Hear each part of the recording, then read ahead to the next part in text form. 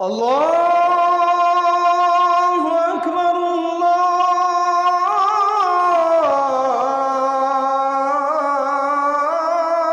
আল্লাহু আকবার।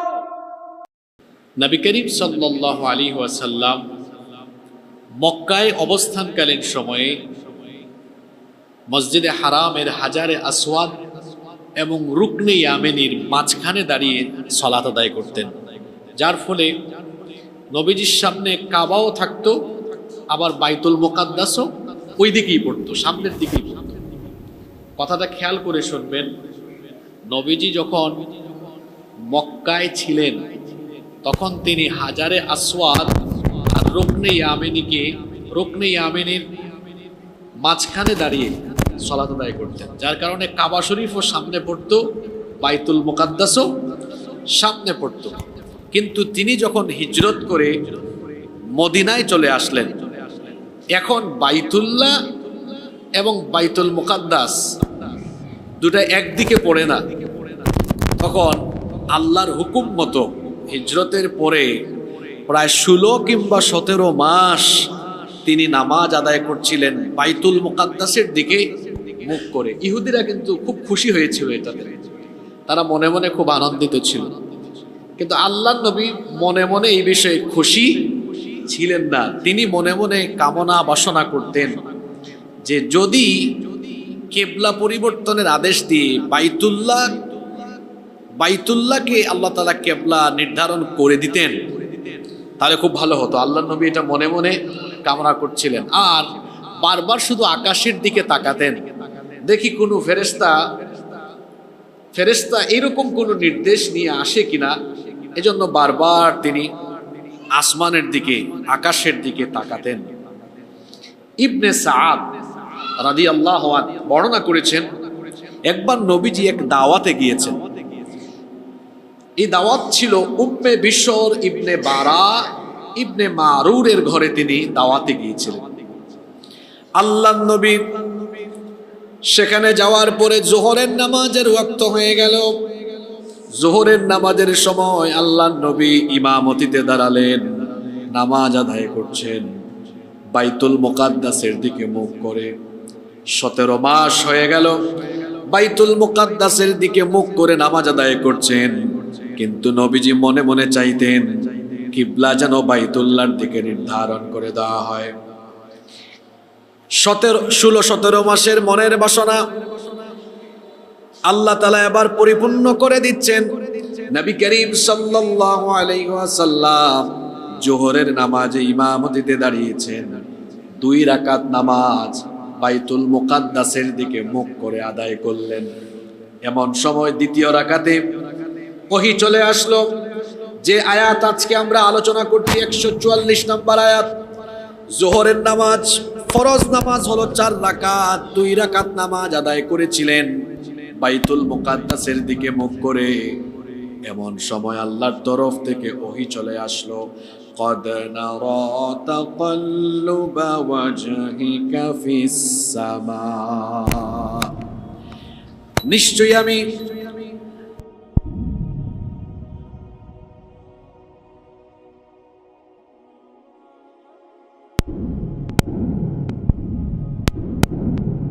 কি চান সেটা তো আমি জানি, এত মাসের মনের বাসনা আমি এখন পূরণ করে দিব।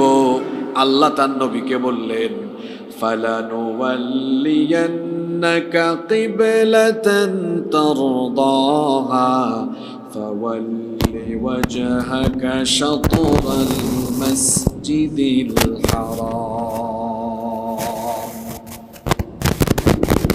যে কিবলা আপনি পছন্দ করেন মনে মনে, যে কিবলাকে আপনি কামনা করছেন, আমি আদেশ করছি এক্ষুনি ওই দিকে, অর্থাৎ বাইতুল্লাহর দিকে এখন নামাজে থাকা অবস্থায় এখনই আপনার মুখ বাইতুল মুকাদ্দাস থেকে ফিরায়া বাইতুল্লাহর দিকে ঘোরায়া নেন। সুবহানাল্লাহ। এই আদেশ দেওয়ার পাশাপাশি আল্লাহ আরো বললেন, ওয়াহাইসুমা কুনতুম ফাওয়াল্লু উজুহাকুম শাতারা। আল্লাহ তাআলা বললেন, শুধু আপনি নন, শুধু আপনি নন, আপনার উম্মতদেরকেও বলেন তোমরা যেখানেই থাকো তোমরাও সেদিকে অর্থাৎ বাইতুল্লাহর দিকে তোমাদের মুখ ঘোরাও। এরপরে আল্লাহ তাআলা বললেন ওয়া ইন্নাল্লাযীনা উতুল কিতাবা লা ইয়ালামুনা আন্নাহুল হাক্কু মির রাব্বিহিম ওয়া মাল্লাহু বিগাফিলিন আম্মা ইয়ামালুন। আর যাদেরকে কিতাব দেওয়া হয়েছে তাদের এই বিষয়টি জানা আছে, কেবলার পরিবর্তন তাদের প্রতিপালকের পক্ষ থেকে প্রকৃত সত্য, সুতরাং তারা যা করে সে সম্পর্কে আল্লাহ মোটেও গাফেল নন। কেবলা যখন পরিবর্তন হলো কয় নাম্বার রাকাতে? আপনারা ঘুমায় গেছেন নাকি? কয় নাম্বার রাকাতে? দ্বিতীয় রাকাতে কেবলা পরিবর্তন হয়ে গেল। এবার তখন তো আর টেলিভিশন চ্যানেল ছিল না, ফেসবুকও ছিল না যে নামাজ থেকে বের হয়ে ফেসবুকে পোস্ট করবে যে কাহিনী তো এরকম হয়ে গেছে। এখন তো ঘটনা কোথাও ঘটলে খুব দ্রুত খবর পাওয়া যায়, তাই না? তখন তো এই সিস্টেমটা ছিল না। এই খবর মদিনার আশেপাশে ছড়িয়ে দেওয়ার জন্য নবীজি বলে দিলেন। হযরত বারা ইবনে আযিব রাদিয়াল্লাহু আনহু বললেন, এক মসজিদে একজন লোক খবর নিয়ে গিয়েছে যে কিবলা তো পরিবর্তন হয়ে গিয়েছে। এরা নামাজের রুকু অবস্থায় এটা শুনেছে, রুকু অবস্থায় তারা তাদের কিবলা বাইতুল্লাহর দিকে ঘুরায় দিয়েছে। সুবহানাল্লাহ। এই ঘোষণা যেখানে গিয়েছে, যে অবস্থায় যে ছিল, বাইতুল্লাহর দিকে মুখ ঘুরায় নিয়েছে। আনাস ইবনে মালিক রাদিয়াল্লাহু আনহু তিনি বর্ণনা করেছেন, এই হাদিসটি বুখারী শরীফে এসেছে। আনাস ইবনে মালিক রাদিয়াল্লাহু আনহু বলেছেন, মসজিদে কুবায় এই খবরটি পরের দিন ফজরের নামাজের সময় গিয়েছে। যারা সৌদি আরবে গিয়েছেন তারা তো জানেন মসজিদে নববী আর মসজিদে কুবা খুব একটা বেশি দূরত্ব না, কিন্তু ওই সময় তো গাড়ি ছিল না, পায়ে হেঁটে বা উট ঘোড়া করে মানুষ যেত। তো এই কিবলা পরিবর্তন হয়েছে জোহরের সময়, তাই না? আগের দিন জোহরের নামাজে। আর এই খবরটা মসজিদে কুবায় পৌঁছেছে পরদিন ফজরের নামাজের সময়। যখন ফজরের নামাজ এর সময় খবর পৌঁছালো তখন এক রাকাত অলরেডি হয়ে গেছে। একজন ঘোষণাকারী গিয়ে বলল, সাবধান, কিবলা পরিবর্তন হয়ে গিয়েছে। এই কথা শোনার সঙ্গে সঙ্গে নামাজের পুরা জামাত সাথে সাথে তারা বাইতুল্লাহর দিকে মুখ ঘুরায় নিয়েছে। আল্লাহু আকবার। এই যে কিবলা পরিবর্তনের ঘটনাটি ঘটলো, এটা কার আদেশে ঘটলো? আল্লাহ। আল্লাহ তাআলা বলছেন, ওয়া ইন্নাল্লাযীনা উতুল কিতাব, যাদেরকে কিতাব দেওয়া হয়েছে। যাদেরকে কিতাব দেওয়া হয়েছে মানে যারা কিতাবধারী, যে সকল সম্প্রদায়ের উপরে ইতিপূর্বে কিতাব এসেছে। লা ইয়ালামুনা, অবশ্যই তারা জানে, আন্নাহুল হাক্কু মির রাব্বিহিম, এই ঘটনাটি সত্য এবং এটি ঘটেছে কার তরফ থেকে? এটা জানার পরেও শুধু হিংসার বশবর্তী হয়ে তারা এই বিষয়টা, এখানে ইহুদি আর খ্রিস্টানদের কথা বলা হচ্ছে, কারণ তাদের ধর্মীয় গ্রন্থে এটা বলাই আছে আখেরি নবীর কিবলা হবে কাবা শরীফ। আল্লাহ বলছেন এটা এরা জানে, জানার পরও এটা মানে না। হিংসা কেন মানে না? এই হিংসার কথা তো আমি বারবার বলেছি। তারা আশায় ছিল যে তাদের বংশেই নবীজি আসবেন, বনি ইসরাইল বংশে আসবেন, কিন্তু নবীজি তো বনি ইসরাইল বংশে আসেন নাই, এসেছেন বনি ইসমাইল বংশে। এইটা একটা হিংসা। আর তাদের আরো কিছু আকীদা তো আপনাদেরকে বলেছিলাম। তারা নিজেদেরকে অনেক কিছু মনে করে, তারা নিজেদেরকে আল্লাহর সন্তান মনে করে, তারা নিজেদেরকে আল্লাহর পরামর্শ সভার সদস্য মনে করে, এমনকি তারা এটাও মনে করে যে আমাদের সাথে সিদ্ধান্ত ব্যতি রেখে পরামর্শ ছাড়া আল্লাহ কাউকে নবী বানাতেই পারেন না। আমরা এত গুরুত্বপূর্ণ যে আমাদের সাথে আগে পরামর্শ করে ঠিক করতে হয় কে নবী হবে কে হবে না। নাউযুবিল্লাহি মিন যালিক। আল্লাহ বলছেন যাদেরকে কিতাব দেওয়া হয়েছে এরা এটা জানে, জানার পরেও তারা এটা মানে না। আল্লাহ বলছেন এটা তারা মানে না কেন? ওই যে হিংসার বশবর্তী হয়ে। আসলে এটা বড় মারাত্মক একটা রোগ। এই রোগের রোগী যারা, এরা জানে যে এরা কত যন্ত্রণায় আছে। হিংসার রোগ কিন্তু বড় খারাপ। একটা হাদিস আছে যে আল্লাহ তাআলা তার কাছে মানুষের আমলনামা প্রত্যেক দিন পেশ করা হয়। আল্লাহর কাছে আমলনামা প্রত্যেক দিন পেশ করা হয়। ফেরেশতা দুইবার পালা বদল করে। তো ফেরেশতারা বান্দার আমলনামা যখন আল্লাহর কাছে পেশ করে, আল্লাহ তাআলা সবাইকে ক্ষমা করে দিলেও মুশরিককে তো ক্ষমা করেন না। আর মুশাহিদ যে হিংসুক, এই হিংসুকরা এত খারাপ, শবে বরাতের রাতেও আল্লাহ এদেরকে ক্ষমা করেন না। এটা হলো এমন একটা রোগ যে এই রোগ, এটার উদাহরণ নবীজি বড় সুন্দর করে দিয়েছেন। কোথাও যদি আবর্জনায় কেউ আগুন লাগিয়ে দেয়, তা আগুন যেমন আবর্জনাকে জ্বালিয়ে পুড়িয়ে ছাই করে দেয়, তেমনি হিংসার আগুন যার অন্তরে আছে, এই হিংসার আগুন তার সব নেক আমলকে জ্বালিয়ে পুড়িয়ে ছারখার করে দেয়। এজন্য আমি প্রায় জায়গায় এটা বলি, অন্তরে কখনো হিংসা রাখা যাবে না। নবীজি তার খাদেম আনাস ইবনে মালিক রাদিয়াল্লাহু আনহুকে ডেকে বললেন যে শোনো আনাস, সকাল সন্ধ্যা মানুষকে মাফ করে দিবে, আর তোমার অন্তরে কারো ব্যাপারে বিদ্বেষ রাখবে না। এমনকি কোরআন শরীফের আয়াত আল্লাহ শিখিয়েছেন একটা দোয়া। কোন দোয়া? রব্বানা ইগফির লানা ওয়া লিইখওয়ানিনা আল্লাযীনা সাবাকুনা বিল ঈমান। হে আল্লাহ, আমাদেরকে আর ঈমানের ক্ষেত্রে অগ্রণী ভূমিকা রাখা আমাদের ঈমানদার ভাইদেরকে মাফ করে দাও। দুয়ার পরবর্তী অংশটা শুনেন, ওয়ালা তাজআল ফি কুলুবিনা গিল্লাল লিল্লাযীনা আমানু রব্বানা ইন্নাকা রাউফুর রহিম। আল্লাহ, ওয়ালা তাজআল ফি কুলুবিনা গিল্লাল লিল্লাযীনা আমানু, যারা ঈমানদার এদের ব্যাপারে আমাদের অন্তরে কোনো হিংসা রাখিও না। এই দোয়াটা আল্লাহ শিখিয়েছেন, কারণ এই রোগ বড় খারাপ। দেখবেন একই পরিবারে এক ভাই আরেক ভাইরে হিংসা করে, আছে না? এক এলাকায় থাকে, এক প্রতিবেশী আরেক প্রতিবেশীকে হিংসা করে, এরকম আছে না? এই রোগ বড় খারাপ। কখনো কারো ব্যাপারে হিংসা করবেন না, যে যার মতো করে চলুক। মানুষের ব্যাপারে হৃদয়ে আন্তরিকতা রাখবেন, নিজেও ভালো থাকবেন। নইলে এটা এমন এক রোগ, এটা অযথাই নিজের পুরায়া একদম ছাই করে দেয়। আল্লাহ বলছেন এই কিতাবধারীরা, মানে আহলে কিতাব, ইহুদি খ্রিস্টান এটা জানে, তা জেনেও এটা মানবে না। কারণ কি? অন্তরে কি আছে? জোরে বলেন, কি আছে? হিংসা আছে। পরবর্তী 145 নম্বর আয়াতে আল্লাহ কি বলছেন শুনেন।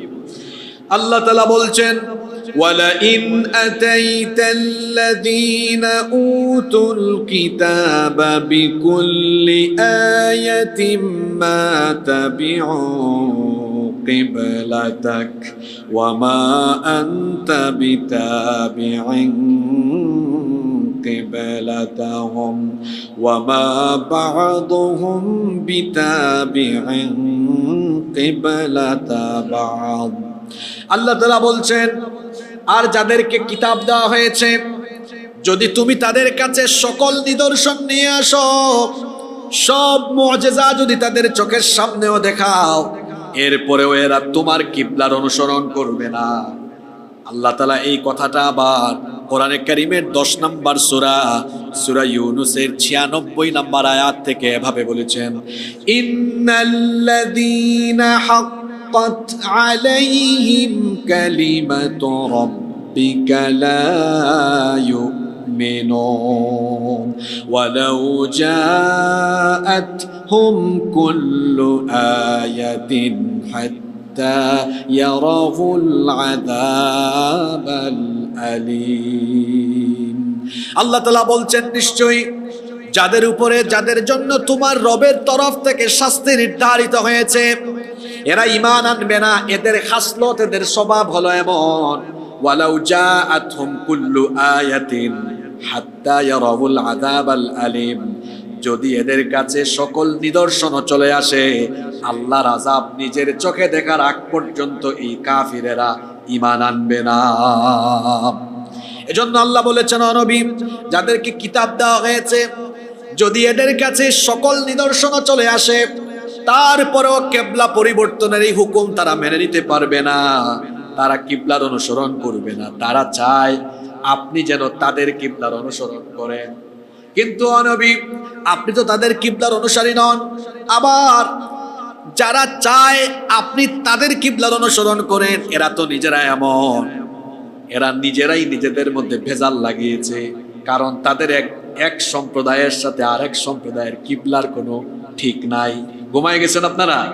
ভালো করে শুনেন, আল্লাহ বলছেন এরা চায় আপনি যেন আমার হুকুম বাদ দিয়ে তাদের ইচ্ছা মতো তাদের কিবলার অনুসরণ করেন। যারা এটা চায়, যারা মানে কারা? ইহুদি এবং খ্রিস্টানরা, ওরা চায় আপনি তাদের কিবলা অনুসরণ করেন। কিন্তু নবী, এখানে একটা ব্যাপার হচ্ছে ওয়ামা বা'দুহুম বিতাবি'in কিবলাতা বা'দ, তারা তো এক পক্ষ আরেক পক্ষের কিবলার বিপরীতমুখী। মানে ইহুদিদের কিবলা হলো বাইতুল মুকাদ্দাসের পাথর, যার উপরে একটা গম্বুজ নির্মিত আছে। আপনারা টেলিভিশনে বা সোশ্যাল মিডিয়াতে এটা দেখবেন, ওরা একটা পাথরের সামনে গিয়ে এমনি এমনি করে। ইহুদিদের কিবলা হলো ওই বাইতুল মুকাদ্দাসের একটা পাথর, যেটার উপরে একটা কি আছে? গম্বুজ আছে। আর খ্রিস্টানদের কিবলা হলো বাইতুল মুকাদ্দাসের পূর্ব দিক। তাহলে তাদের কিবলা একরকম না ভিন্ন রকম? আল্লাহ বলছেন নবী দেখেন, এরা চায় আপনি যেন আমার হুকুম বাদ দিয়ে তাদের কিবলার অনুসরণ করেন। তো তাদের কিবলার যে আপনি অনুসরণ করবেন, এরা দুই দলই কিতাবধারী, কিন্তু তাদের দুই গ্রুপের মধ্যে ভেজাল আছে না নাই? আচ্ছা, এরপরে আল্লাহ বলছেন ওয়ালা ইন ইত্তাবা'তা আহওয়াহুম মিন বা'দি মা জাআকা মিনাল ইলমি ইন্নাকা লামিনাল যালিমিন।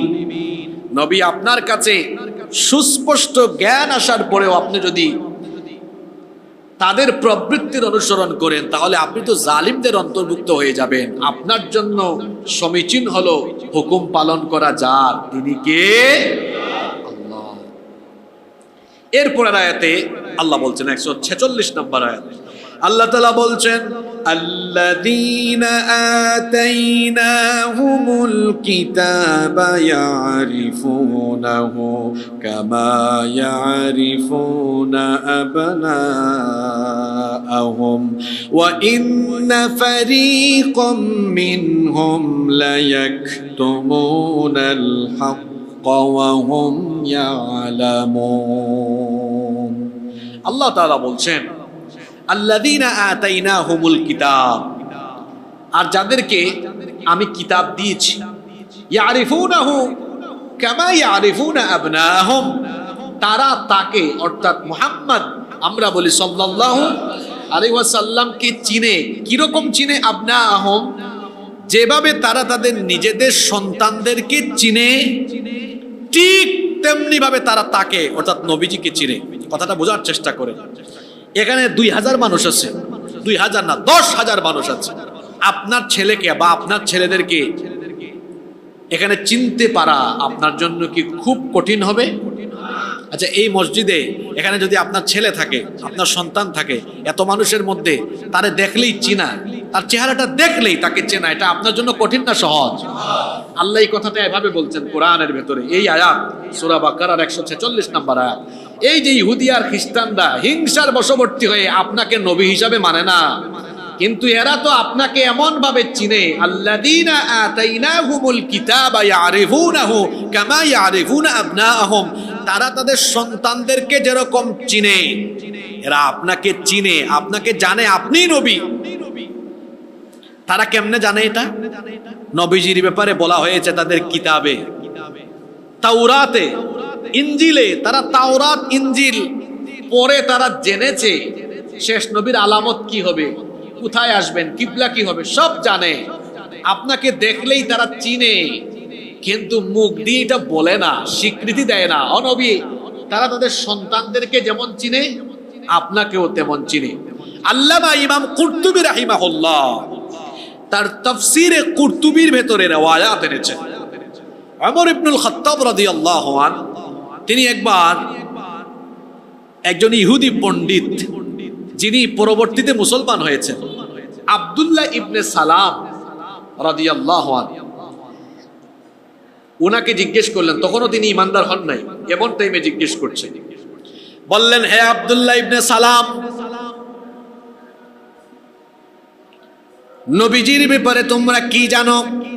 সে তখন বলল, আমরা আমাদের সন্তানদেরকে যেমন চিনি তেমনি আখিরি নবীর ব্যাপারেও আমরা সবকিছু জানি, তাকে আমরা চিনি। জিজ্ঞেস করা হলো, কেমনে তুমি জানো? তিনি বললেন, আমাদের কিতাবের ভেতরে সকল খবর আমরা পেয়েছি। তখন তাকে বলা হলো, কি পেয়েছো বলো? তখন আব্দুল্লাহ ইবনে সালাম বললেন, একজন বিশ্বস্ত সংবাদবাহক ফেরেশতা, বিশ্বস্ত একজন নবী অর্থাৎ ঈসা আলাইহিস সালামের কাছে এই সুসংবাদ দিয়ে গিয়েছেন, ওনার পরে আখিরি একজন নবী আসবেন এবং ওনার মধ্যে কি কি গুণাবলী বিদ্যমান থাকবে আমাদের কিতাবের ভেতরে সবকিছু খুলে খুলে বর্ণনা করা আছে। এই জন্য আমরা আমাদের সন্তানদেরকে যেমন চিনি জানি, আখিরি নবীর গুণাবলী কি হবে সেটাও আমরা জানি। যদিও তিনি পরবর্তীতে ইসলাম গ্রহণ করেছেন, তিনি মুসলমান হয়েছেন। আল্লাহ বলছেন এরা জানতো, সব জানে। জানার পরেও তারা কি করেছিল? আল্লাহ বলছেন, ওয়া ইন্না ফারীকাম মিনহুম লা ইয়াকতুমুনাল হাক্কা ওয়া হুম ইয়ালামুন। এদের মধ্যে একটা দল আছে যারা জানার পরেও তারা সত্য বিষয়টাকে গোপন রাখে, সত্য বিষয়টা তারা মেনে নেয় নাই। সত্যকে সত্য জানে কিন্তু মানে না, গ্রহণ করে না। এরপরে আয়াতে আল্লাহ বলছেন, আল হাক্কু মির রাব্বিকা ফালা তাকুনান্না মিনাল মুমতারিন। সত্য তোমার রবের পক্ষ থেকে, সুতরাং তুমি কখনো সন্দেহ পোষণকারীদের অন্তর্ভুক্ত হয়ো না। এরপরে 148 নম্বর আয়াতে আল্লাহ তাআলা বলছেন, ওয়ালিকুল্লি ওয়াজহাতুন হুয়া মুওয়াল্লিহা ফাস্তাবিকুল খায়রাত। প্রত্যেকের জন্য এক একটি লক্ষ্যস্থল রয়েছে, ওই দিকেই সে তার মুখমণ্ডল প্রত্যাবর্তিত করবে। ফাস্তাবিকুল খায়রাত, অতএব তোমরা কল্যাণের দিকে ধাবিত হও। আইনামা তাকুনু ইয়াতি বিকুমুল্লাহু জামিআ ইন্নাল্লাহা আলা কুল্লি শাইইন কাদির। ওয়ালিকুল্লি ওয়াজহাতুন হুয়া মুওয়াল্লিহা ফাস্তাবিকুল খায়রাত। প্রত্যেকের জন্য এক একটি লক্ষ্যস্থল রয়েছে। তো আল্লাহ কি বলছেন এখানে? প্রত্যেকেরই একটা লক্ষ্যস্থল আছে। ইহুদিদের একটা কিবলা, খ্রিস্টানদের একটা কিবলা, আবার আমি এখন ঠিক করে দিলাম তোমাদের কিবলা কাবার দিকে। ফাস্তাবিকুল খায়রাত। এবার আল্লাহ বলছেন, অতএব তোমরা কল্যাণের দিকে ধাবিত হও। কল্যাণ যেদিকে, কল্যাণ তো আল্লাহর দেওয়া নির্দেশ যেদিকে সেদিকে, অর্থাৎ আল্লাহর হুকুম মতো বাইতুল্লাহকে কিবলা বানাও। কেন? আল্লাহর আদেশকে অলঙ্ঘন করো না, আল্লাহর আদেশকে লঙ্ঘন করো না, কারণ তিনি এমন ক্ষমতাবান। আইনামা তাকুনু ইয়াতি বিকুমুল্লাহু জামিআ। তোমরা যেখানেই থাকো না কেন তোমাদেরকে হাসরের মাঠে একত্রিত করবেন কে? ইন্নাল্লাহা আলা কুল্লি শাইইন কাদির। নিশ্চয়ই তিনি সকল বিষয়ের উপরে ক্ষমতাবান। একটা লম্বা আলোচনা, পুরো একটা রুকু শুধু আলোচনা হয়েছে। দেখেন প্রায় এখানে আমি দেখতে পাচ্ছি 2 পৃষ্ঠা এই বিষয়ে আলোচনা হয়েছে, লম্বা একটা আলোচনা। এরপরে আল্লাহ বলছেন, ওয়া মিন হাইসু খারাজতা ফাওয়াল্লি ওয়াজহাকা শাতরাল মাসজিদিল হারাম। আর আপনি যেখানেই থাকেন না কেন মসজিদে হারামের দিকে আপনার মুখ ঘুরায় নেন। এখানে আল্লাহ তার নবীকে বলছেন, আপনি যেখানেই থাকেন না কেন মসজিদে হারামের দিকে মুখ করে নেন। ওয়া ইন্নাহু লাল হাক্কু মির রাব্বিকা ওয়া মাল্লাহু বিগাফিলিন আম্মা তা'মালুন। আর নিশ্চয়ই তোমার রবের পক্ষ থেকে তা এসেছে যা সত্য, তোমরা যা করো সে ব্যাপারে আল্লাহ গাফেল নন। ও বাইরে যাবে কিনা জিজ্ঞেস করেন, ছোট মানুষ হয়তো টয়লেটে যাবে কিনা জিজ্ঞেস করে।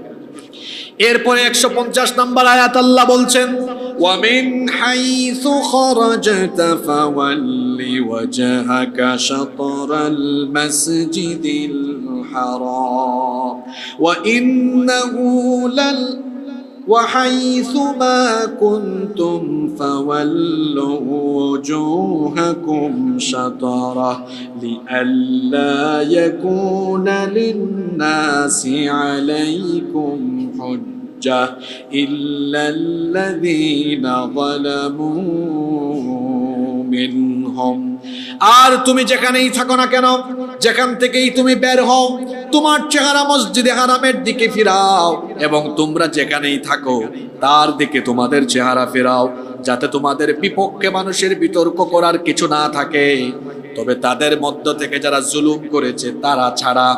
দেখেন এখানে আল্লাহ তাআলা এই উপরে উল্লেখিত আয়াত যেগুলো আমি এতক্ষণ তেলাওয়াত করলাম, এখানে ফাওয়াল্লি ওয়াজহাকা শাতরাল মসজিদিল হারাম, এই কথাটা আল্লাহ বলেছেন মোট 3 বার। আবার ওয়াহাইসুমা কুনতুম ফাওয়াল্লু ওয়াজুহাকুম শাতরা, এটাও আল্লাহ বলেছেন 3 বার। কি সুন্দর মিল! চিন্তা করেন, যেখানেই থাকো নবী আপনি যেখানেই থাকেন মসজিদে হারামের দিকে মুখ করেন। আবার সবাইকে বলা হয়েছে তোমরা যেখানেই থাকো মসজিদে হারামের দিকে মুখ করো। ফাওয়াল্লি ওয়াজহাকা শাতরাল মসজিদিল হারাম এটা বলা হয়েছে 3 বার। ওয়াহাইতুমা কুনতুম ফাওয়াল্লু ওয়াজুহাকুম শাতরা এটা বলা হয়েছে 2 বার। এটা বারবার পুনরাবৃত্তি করার কারণ হলো একটা তাকিদ দেওয়া, কারণ কিবলা পরিবর্তনের ঘটনা। এটা কোনো সাধারণ ঘটনা নয়, এটা ছিল বিরোধীদের জন্য হইচই ফেলে দেওয়ার মতো একটা বিষয়। আবার যারা ঈমানদার ছিল এটা ছিল তাদের ঈমানের পরীক্ষার একটা বিষয়, কারণ এমন সময় কিবলা পরিবর্তন হয়েছে। মুনাফিক আর আহলে কিতাবেরা এসে মুসলমানদেরকে কুমন্ত্রণা দিতে লাগলো, তোমাদের দিন তো ঠিক নাই, কি ব্যাপার, কি হলো, একদিনেই কিছুদিন এই দিকে কেবলা কিছুদিন ওই দিকে কেবলা। এটা একদিকে ঈমানদারদের জন্য পরীক্ষা ছিল, অন্যদিকে কিতাবদারীদের জন্য এটা বড় ধরনের একটা বিতর্ক করার ব্যাপার ছিল। এজন্য আল্লাহ তাআলা এই কথাগুলো একবার বলেন নাই, তাকিদ দিয়ে ফাওয়াল্লি ওয়াজহাকা শাতরাল মসজিদিল হারাম এটা বলেছেন 3 বার। আর ওয়াহাইতুমা কুনতুম ফাওয়াল্লু ওয়াজুহাকুম শাতরা এটা বলেছেন 2 বার। আল্লাহ তাআলা আরো বলেছেন, ও নবী আমি কেন এই কিবলা পরিবর্তন করে দিলাম, যাতে তোমাদের বিপক্ষে মানুষের বিতর্ক করার মতো কিছু না থাকে, তবে তারা বিতর্ক করবে যারা জুলুম করেছে, অর্থাৎ কিতাবদারী ইহুদি খ্রিস্টান। এরা জানার পরেও কেন তারা মতবিরোধ করে, এর কারণ হলো তাদের অন্তরের মধ্যে বিদ্বেষ আছে, হিংসা আছে। আল্লাহ তাআলা এরপরে কিবলা পরিবর্তনের আলোচনা সমাপ্ত করে দিয়ে এবার আল্লাহ তাআলা তার অনুগ্রহ আর নেয়ামতের কথা স্মরণ করিয়ে দিচ্ছেন। পরবর্তী 2টা আয়াতে আল্লাহ তার অনুগ্রহ আর নেয়ামতের কথা স্মরণ করাচ্ছেন। কামা আরসালনা ফীকুম রাসূলাম মিনকুম ইয়াতলু আলাইকুম আয়াতিনা ওয়া يزكيكم ويعلمكم الكتاب والحكمة ويعلمكم ما لم تكونوا تعلمون। যেমন ভাবে তোমরা আমার অনুগ্রহ লাভ করেছ, আমার অনুগ্রহটা হলো এই, তোমাদেরই মধ্য থেকে তোমাদের একজনকে আমি রাসূল হিসাবে পাঠিয়েছি, যার দায়িত্ব হলো আমার আয়াতগুলো তোমাদেরকে পড়ে শোনানো, তোমাদেরকে পরিশুদ্ধ করা, আর তিনি তোমাদেরকে কিতাবের জ্ঞান বিজ্ঞান শিক্ষা দেন, এমন সব বিষয় তিনি জানাবেন যেগুলো তোমরা জানতে না। এরপরে আল্লাহ তাআলা এই নিয়ামতের কথাগুলো স্মরণ করিয়ে দিয়ে এবার বলছেন, ফাযকুরুনি আযকুরুকুম ওয়াশকুরুলি ওয়ালা তাকফুরুন। ফাযকুরুনি, অতএব তোমরা আমাকে স্মরণ করো, আযকুরুকুম, তাহলে আমিও তোমাদেরকে স্মরণ করব। সুবহানাল্লাহ, তোমরা আমার জিকির করো, তাহলে আমি তোমাদের জিকির করব। জিকির এটা কি বাংলা না ইংরেজি শব্দ? কি মনে হয়, জিকির কি বাংলা না ইংরেজি? জি, আরবি শব্দ। জিকির শব্দের অর্থ কি? এর কয়েকটি অর্থ আছে।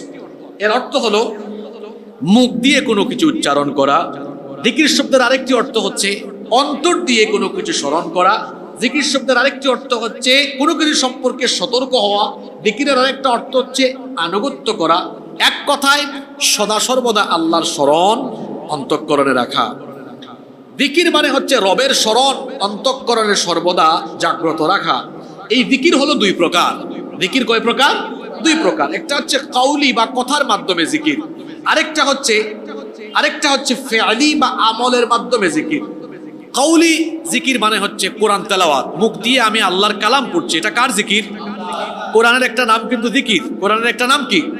ইন্না নাহনু নাযালনা যিকরা ওয়া ইন্না লাহু লাহাফিজুন। এই জিকির বা উপদেশ বাণী সম্বলিত কিতাব নাজিল করেছেন কে? এর হেফাজতকারীও তিনি। কোরআন তেলাওয়াত এটা একটা জিকির। এই যে এতক্ষণ ধরে আমি আলোচনা করছি, আপনারা শুনতেছেন, এটাও জিকির। কারণ এখানে আমরা কার স্মরণ করছি, কার কথা বলছি? একইভাবে আল্লাহর একত্ববাদ ঘোষণা করা, আলোচনা করা, এগুলো জিকির। আর কর্মের জিকির যেটা ফেআলি জিকির, এটা হচ্ছে ইলম অর্জন করা, এটা শিক্ষা দেওয়া, আল্লাহর হুকুম আকাম মেনে চলা, আদেশ নিষেধ মানা, যেটাকে আমরা বলি আনুগত্যতা। কাউলি জিকির যেগুলা, এগুলো কিছু সময়ের সাথে সম্পর্কিত। যেমন এই যে আমরা মসজিদে ঢোকার সময় একটা দোয়া পড়েছি, আল্লাহুম্মা ইফতাহলি আবওয়াবা বিরহমাতিক, এটাও জিকির। বেরোয়ার সময় আরেকটা দোয়া পড়ি, ভাত খাওয়ার আগে দোয়া পড়ি, পেশাব পায়খানা যাওয়ার সময় দোয়া পড়ি, সকাল সন্ধ্যার অনেক জিকির আছে না? এগুলো সবই জিকির। তবে আমাদের দেশের মানুষ তো অনেক কিছুকে জিকির বানায় ফেলছে। এমন এমন একটা আওয়াজ করে মনে হয় কুষ্ঠকাঠিন্য। কয়েকদিন ধরে হেড অফিসে যাওয়া আসা হয় না। আমারে একজন দেখাইছে, হুজুর দেখছেন জিকিরের নমুনা কি? তো আমি বললাম, হে কি জিকির করে? না, তার আসলে কুষ্ঠকাঠিন্যের সমস্যা আছে, তারা জিজ্ঞেস করো। তারপরে হুক্কুর হুক্কুর, কিছুক্ষণ এদিকে যায়, কিছুক্ষণ হুক। এগুলা কি জিকির? জোরে বলেন জিকির? আমাদের দেশের মানুষের ধর্মীয় আবেগ বেশি, ধর্মীয় জ্ঞান কম। আমাদের দেশের মানুষের ধর্মীয় আবেগ বেশি, কিন্তু জ্ঞান কম। এই যে দেখছেন আপনারা রবিউল আউয়াল মাসে এত মিলাদুন নবীর মাহফিল করেছে, হেরা আবার নামাজ ঠিক মতো পড়ছে কিনা একটু গিয়ে আপনারা দেখেন। আবেগ বেশি, জ্ঞান কম। আরে ভাই, নবীজিকে ভালোবাসা মানে হলো 24 ঘন্টা মরার আগ পর্যন্ত সকল জায়গায় নবীর অনুসরণে, তরিকত মতো, নবীর সুন্নাহ মতো জীবন পরিচালনা করা। নবীর তরিকা মতো চলে না। জিকিরের কত ভাবসা, কত নিয়ম, আর কত যে তরিকা, হুক্কুর হুক্কুর, ইক্কু উক্কু, আক্কা আক্কা, এগুলো সব আপনারা সোশ্যাল মিডিয়ার কল্যাণে আপনারা অনেক সময় শুনেন না? আমিও শুনি, তো চলে আসার সামনে কি আর করবেন? যে কাহিনী, এগুলা তো জিকির না। জিকির মানে হচ্ছে কার স্মরণ? জোরে বলেন, কার স্মরণ? আল্লাহর স্মরণ। আর আল্লাহর জিকিরের ফজিলত আছে। আল্লাহর জিকিরের সবচেয়ে বড় ফজিলত কি? আল্লাহ কোরআনে বলেছে, ফাদকুরুনি, আমার জিকির করো, আযকুরুকুম, আমি তোমার জিকির করব। সুবহানাল্লাহ কইতে পারলেন না তো? এবার শুনেন আল্লাহ কিভাবে আমাদের জিকির করেন। হাদিসে কুদসিতে এসেছে, আল্লাহ তাআলা বলেছেন, আনা ইনদা যান্নি আবদি বি ওয়া আনা মাআহু হিনা ইয়াযকুরুনি। বান্দা আমার ব্যাপারে ভাবে যেমন, আমি তার ব্যাপারে তেমন। আর সে যখন আমার জিকির করে, ওয়া আনা মাআহু হিনা ইয়াযকুরুনি, বান্দা যখন আমার জিকির করে, ওই বান্দার সাথে তখন আমি থাকি। এরপরে আল্লাহ বলেছেন, ইন যাকারানি ফি নাফসিহি যাকারতুহু ফি নাফসি, বান্দা যখন নিজে একা একা জিকির করে, আমিও একা একা ওই বান্দার জিকির করি। ওয়া ইন যাকারানি ফি মালাইন, আর যখন সে কোনো সমাবেশে আমার জিকির করে, যাকারতুহু ফি মালাইনহুম খায়রুম মিনহুম, তখন আমি এর চাইতে উত্তম সমাবেশে আমি আমার বান্দাদের জিকির করি। এটা একটা উদাহরণ দেই, বুঝবেন।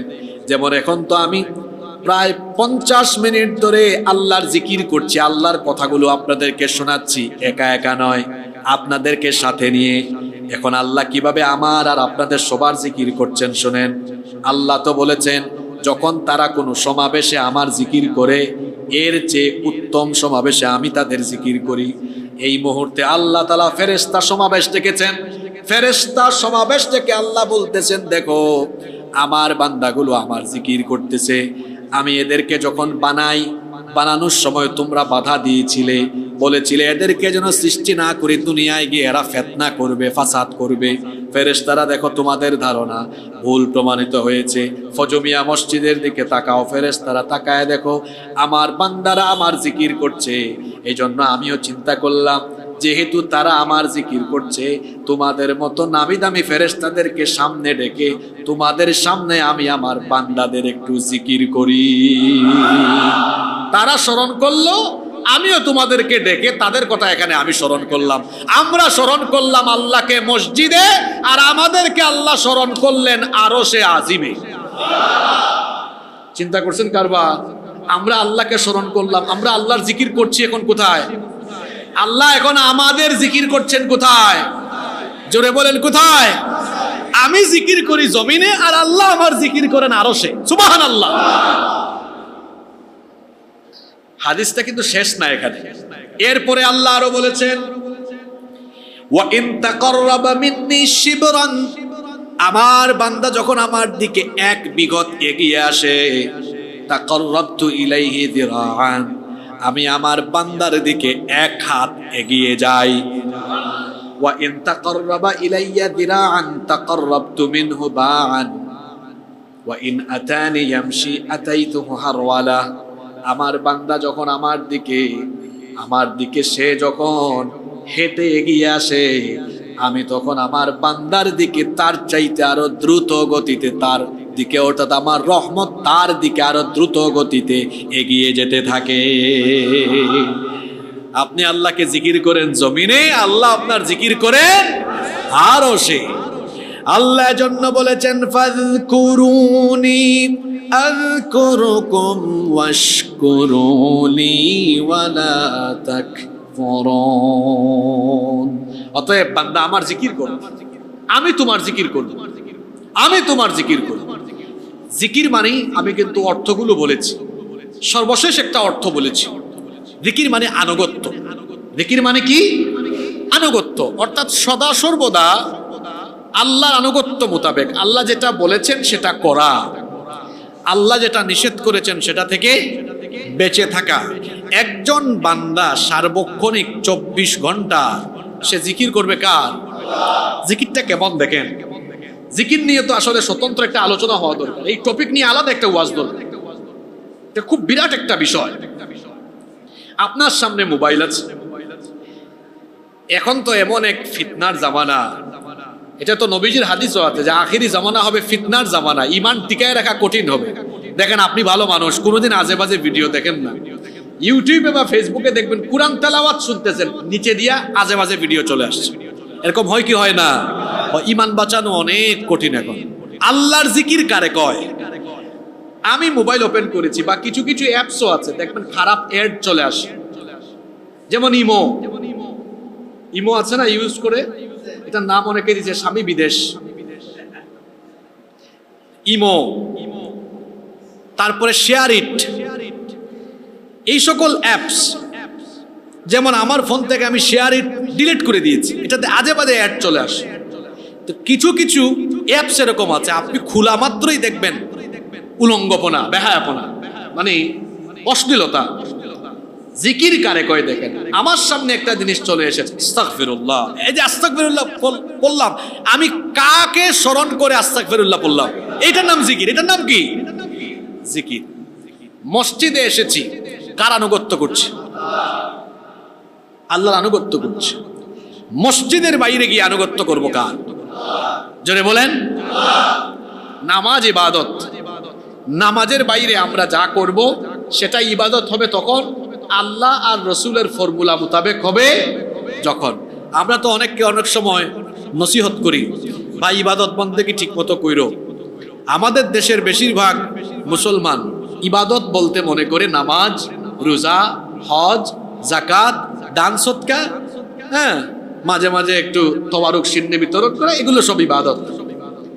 ঠিক আছে, আপনার দৃষ্টিভঙ্গি অনুযায়ী এগুলো ইবাদত, কিন্তু ইবাদত শুধুমাত্র এগুলার ভিতরে সীমাবদ্ধ নয়। যদি শুধু এগুলা ইবাদত হয় তাহলে আপনারা বলেন, প্রথমে আমি যদি নামাজের কথা নিয়ে আসি, একজন মানুষ যদি প্রতিদিন 5 ওয়াক্ত নামাজ আদায় করে তাহলে তার কত সময় লাগবে? সব মিলে সর্বমোট 1 ঘন্টা, এর বেশি তো লাগবে না। তো 1 ঘন্টা ইবাদত করলেন, আনুগত্য করলেন কার? তো বাকি 23 ঘন্টা করবেন কার? এই 23 ঘন্টা করবেন কেমনে? নামাজ থেকে বের হয়ে ব্যবসা করেন, খাদ্যে ভেজাল দেওয়া যাবে না, 2 নাম্বারই করা যাবে না, প্রতারণা করা যাবে না। চাকরি করেন, ডিউটিতে কখনো খেয়ানত করা যাবে না। অর্থনীতি, রাজনীতি, সমাজনীতি যেটাই করেন সব আল্লাহর হুকুম মতো করবেন। এখন রাজনীতিবিদ, বড় রাজনীতিবিদ, নামাজের টাইমে এক ওয়াক্ত নামাজও কাজা করে না, এখানে আনুগত্য করছে আল্লাহর। আর মসজিদ থেকে বের হয়ে রাজনীতি আল্লাহর করে না, রসুলের করে না, করে তার নেতার নেত্রী। তাহলে 1 ঘন্টা 5 ওয়াক্ত নামাজ 1 ঘন্টা আদায় করে আনুগত্য করে আল্লাহর, আর 23 ঘন্টা আনুগত্য করে শয়তানের। তাহলে বলেন তো, এ বেশি আনুগত্য করে কার? জোরে বলেন কার? এ কোন মুখে আল্লাহর সামনে দাঁড়াবে?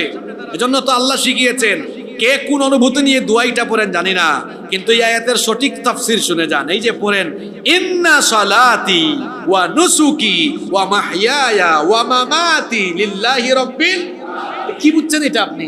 এই আয়াতে আল্লাহ শিখাচ্ছেন, নবী এদেরকে শিখান, নিশ্চয়ই আমার নামাজ, আমার কুরবানি। কয়টা আনুষ্ঠানিক ইবাদতের কথা বলা হয়েছে? 2টা, একটা নামাজ আর একটা কুরবানি। এইটা বলে 2টা আনুষ্ঠানিক ইবাদতের কথা বলে পরের অংশে বলেছেন, নবী এদেরকে বলেন, নামাজ আর কুরবানি যেমন আল্লাহর জন্য করে, ঠিক তেমনি ওয়া মাহইয়ায়া ওয়া মামাতি, জীবন মরণের সব কিছু হতে হবে কার জন্য? তো রাজনীতি কি জীবনের অংশ না? অর্থনীতি কি জীবনের অংশ না? ব্যবসা কি জীবনের অংশ না? তো এই আয়াতের তাফসীর কি বুঝছেন এতদিন? আল্লাহ বলেছেন, তোমার নামাজ আর কুরবানি যেমন আল্লাহর জন্য, তোমার জীবনের সব কিছু হবে আল্লাহর জন্য। তখন এটা হবে ইবাদত, তখন এটা হবে আনুগত্য। ফাযকুরুনি আযকুরুকুম, আমার জিকির করো, আমি তোমাদের জিকির করব। ওয়াশকুরুলি, আর আমার কৃতজ্ঞতা আদায় করো। ওয়ালা তাকফুরুন, অকৃতজ্ঞ হয় না। কারণ অকৃতজ্ঞদেরকে আল্লাহ শাস্তি দেন। আর অকৃতজ্ঞ মানুষরা কিন্তু দুনিয়াতে কখনো সুখী হতে পারে না। যাদের অন্তরের মধ্যে সন্তুষ্টি নাই, যাদের অন্তরে সন্তুষ্টি থাকে না, এরা কখনো দুনিয়ার জীবনে সুখী হতে পারে না। সুখী হওয়ার জন্য অনেক টাকা লাগে না, অনেক ক্ষমতা লাগে না, অনেক পয়সা লাগে না, কর্তৃত্ব লাগে না। সুখী হওয়ার জন্য কেবলমাত্র একটা জিনিস লাগে, সেটা হলো আল্লাহর তরফ থেকে বরকত আর শান্তি। এটা টাকা দিয়ে কিনা যায় না। বরকত, শান্তি, ক্ষমতা দিয়েও পাওয়া যায় নাকি? পাওয়া যায়। এটা কেবল আল্লাহর তরফ থেকে পাওয়া যায়।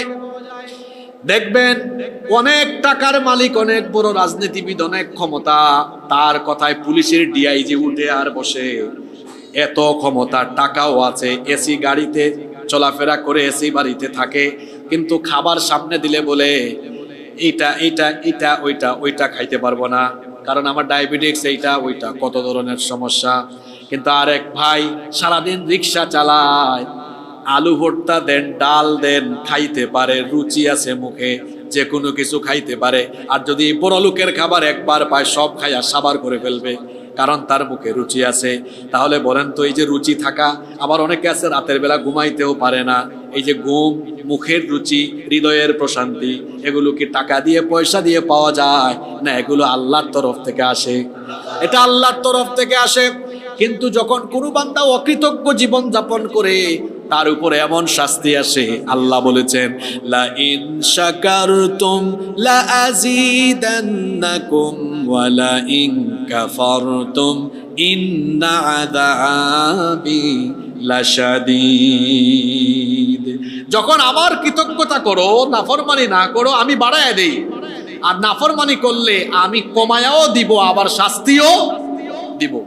অনেকে আছে মন ভরে না, মনে করেন কিছু একটা আছে, চাকরি করতেছে, একটা বেতন পায়, আরেকটু যদি দিতেন, একটা গাড়ি কিনেছে 1 করোড় লাখ, গাড়িতে রাস্তায় থাকা দেখছো কি কারবার, প্রিমিয়ার এলিয়েন, যদি ওইটা হইতো, ওইটা হইছে, এখন যদি আরেকটু আপডেটে যাইতে পারতাম, একটু হেরিয়ার চালাইতে পারতাম। তো হেরিয়ারে উঠছে, তারপর বলে মানুষ তো দেখি ল্যান্ড ক্রুজার চড়ে, ল্যান্ড ক্রুজার চড়ে, তারপর আবার আরেকটু আবেগ বাড়ায়, রুচিবোধ কমে না। এখন যদি একটা কোন রকমের রেঞ্জ রোভার, ওডি, এইসব গাড়ি কিনতে পারতাম, মানে তার এই চাহিদার কোনো কি নাই।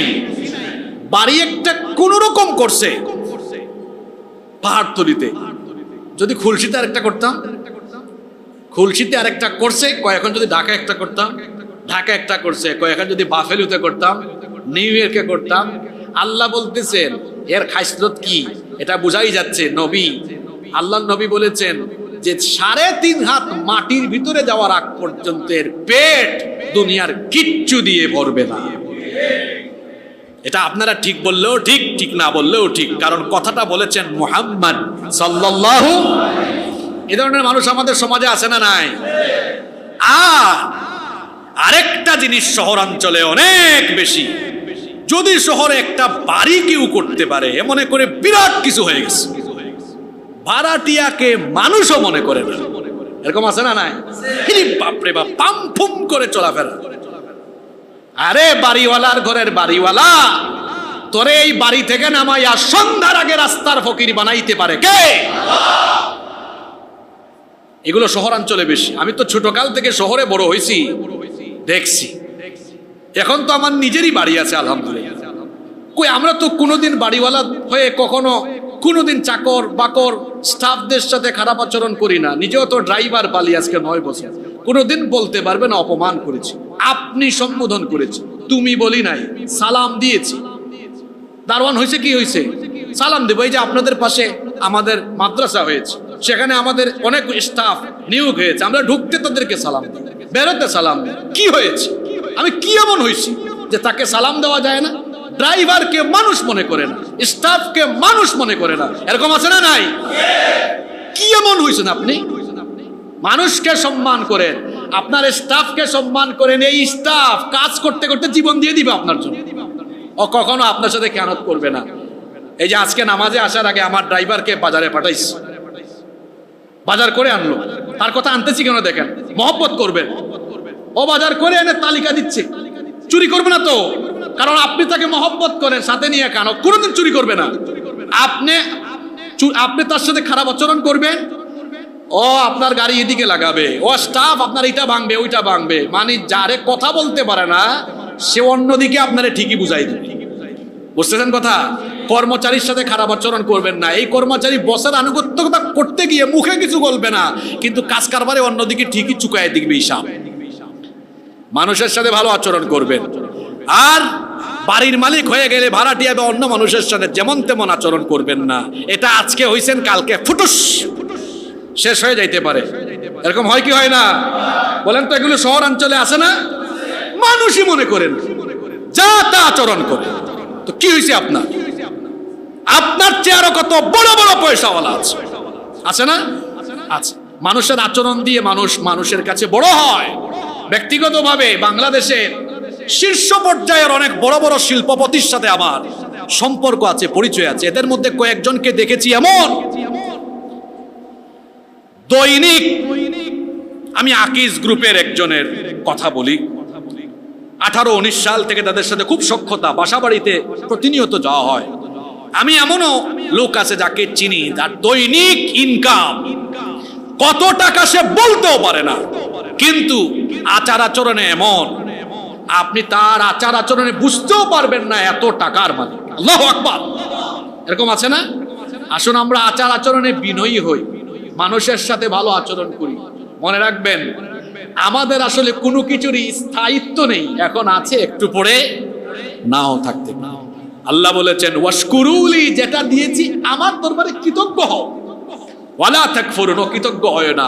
আর ওই যে একটা হাদিস টেনে আনলাম, অসন্তুষ্টির জীবন যাপন করো না। যতটুকু পাইছো খালি আলহামদুলিল্লাহ পড়ো, আলহামদুলিল্লাহ পড়ো। পড়লে কি হবে? তোমারে যেটা দিয়েছি আমি আল্লাহ দায়িত্ব নিব, তোমার সম্পদরে খালি বাড়ানোর দায়িত্ব আমি আল্লাহ নিজে নিয়ে নিব। সুবহানাল্লাহ। আল্লাহ বলছেন যারা কৃতজ্ঞ এদের আমি কমাই না, এদেরকে বাড়াইয়া দেন কে?